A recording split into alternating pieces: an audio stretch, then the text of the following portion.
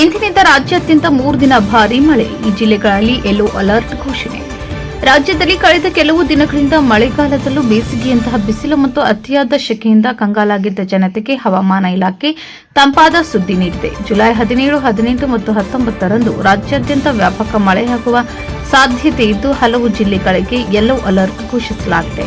ಮಳೆಗಾಲದ ಮಧ್ಯದಲ್ಲೂ ಬಿಸಿಲಿನ ತಾಪ ಹೆಚ್ಚಾಗಿದ್ದರಿಂದ ಜನರು ಹೈರಾಣಾಗಿದ್ದರು. ಆದರೆ ಬಂಗಾಳ ಕೊಲ್ಲಿಯಲ್ಲಿ ಉಂಟಾಗಿರುವ ವಾಯುಭಾರ ಕುಸಿತ ಮತ್ತು ಸೈಕ್ಲೋನಿನ ಪರಿಚಯ ಪ್ರಭಾವದಿಂದಾಗಿ ರಾಜ್ಯದಲ್ಲಿ ಮತ್ತೆ ಮುಂಗಾರು ಚುರುಕುಗೊಂಡಿದೆ ಎಂದು ಭಾರತೀಯ ಹವಾಮಾನ ಇಲಾಖೆ ತಿಳಿಸಿದೆ.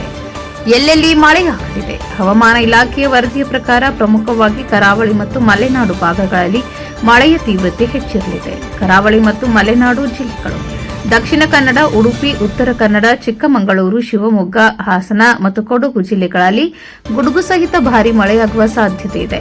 ಉತ್ತರ ಒಳನಾಡು ಬೆಳಗಾವಿ, ಧಾರವಾಡ, ಗದಗ ಮತ್ತು ಹಾವೇರಿ ಸೇರಿದಂತೆ ಹಲವು ಜಿಲ್ಲೆಗಳಲ್ಲಿ ಜುಲೈ 19ರವರೆಗೆ ಗುಡುಗು ಮಿಂಚು ಹಾಗೂ ಬಲವಾದ ಗಾಳಿ ಸಹಿತ ಮಳೆಯಾಗುವ ಎಚ್ಚರಿಕೆ ನೀಡಲಾಗಿದೆ.